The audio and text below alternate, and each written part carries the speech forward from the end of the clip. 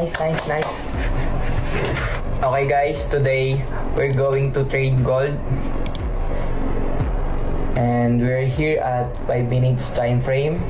And let's gonna use gain Salgo V2 Alpha as an indicator. And then maghihintay lang tayo ng signal. So ganun talaga, medyo matagal ibigay ng signal. Hintay na tayo.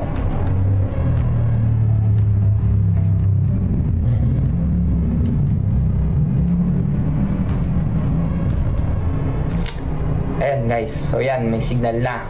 So, buy. So, we gonna buy. Buy tayo ng 2,000. Yan. Yan. Yan tayo. Nice, nice up. Nice. Nice.